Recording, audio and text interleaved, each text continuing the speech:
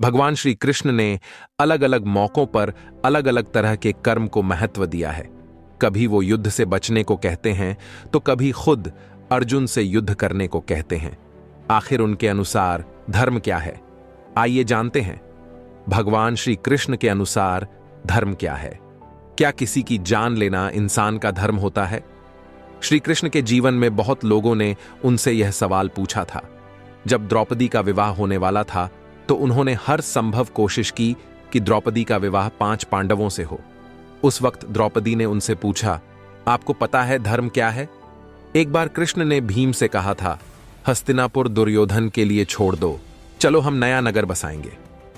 इस पर भीम ने जवाब दिया, आप देशद्रोही हैं, मैं दुर्योधन को मार डालना चाहता हूं और आप मुझसे यह कह रहे हैं कि मैं यह राज्य उसके लिए छोड़कर चला जाऊं, कहीं और जाकर अपना राज्य बसाऊं।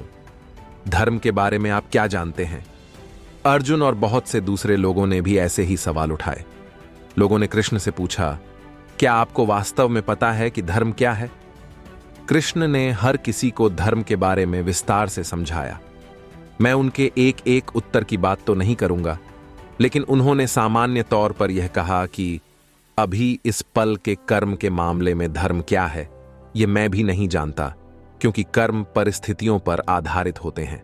हालांकि हम इसके बारे में सही गलत का फैसला करते हैं, लेकिन बाहर से देखने पर हम थोड़े बहुत गलत भी हो सकते हैं। लेकिन जब बात अपने स्वधर्म, जीवन में खुद का कर्तव्य की आती है, यानी मैं स्वयं अपने अंदर कैसे रहूं, तो उसके बारे में मैं पूरी तरह स्पष्ट हूं। किसी बुद्धिमान व्यक्ति के दिमाग में भी इस बात को लेकर 100% स्पष्टता नहीं होती कि उसे किस तरह से कर्म करना चाहिए। वह हमेशा अपने निर्णय को तौलता है।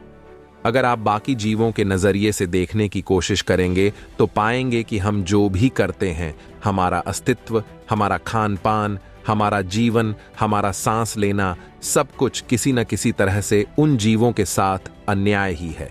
तो इस तरह इस दुनिया में कोई भी कर्म न तो 100% सही है और न 100% गलत।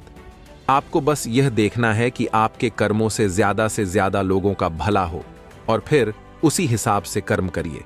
जब बाहरी क्रियाकलापों की बात आती है तो उस पल के लिए उचित निर्णय लेना ही धर्म है। कोई यह तय नहीं कर सकता कि क्या सही है और क्या गलत। जब कर्म करने की बात आती है तो 100% स्पष्टता सिर्फ एक मूर्ख या एक कट्टर इंसान के दिमाग में ही होती है।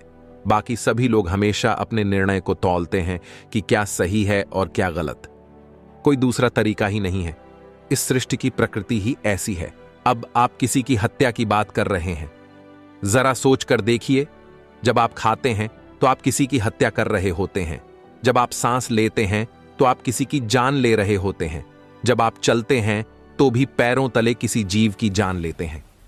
अगर आप यह सब नहीं करना चाहते तो आपका अपना जीवन खतरे में पड़ जाएगा और तब आप खुद की जान ले रहे होंगे। तो आप किस धर्म का पालन करेंगे? बात बस इतनी है कि आप भीतर से कैसे हैं। अगर आप में सभी को साथ लेकर चलने की भावना है तो आप अपनी बुद्धि से उस परिस्थिति के मुताबिक काम करेंगे। अगर आपकी मानसिकता सभी को साथ लेकर चलने की नहीं है, अगर आपकी सोच में तुम और मैं अलग अलग हैं, तो आप जो भी करेंगे वह गलत ही होगा। आप कोई भी काम सही कर ही नहीं सकते, क्योंकि आपका पूरा का पूरा वजूद ही गलत है, क्योंकि आपने बस तुम और मैं बना रखा है। कृष्ण का पूरा जीवन बस इसी बात को दर्शाता है। उनके जीवन में तुम और मैं नहीं था, बस मैं और मैं या तुम और तुम ही था। चाहे वे गोपियों के साथ हों, चाहे वे एक राजनेता के तौर पर काम कर रहे हों, या फिर वे गीता का उपदेश दे रहे हों, उनका संदेश हमेशा एक ही था, सभी को अपने साथ समाहित करने का। एक बार जब सिर्फ मैं और मैन वाली बात आ जाए तो कर्म तो बस परिस्थिति और उचित निर्णय से तय होता है।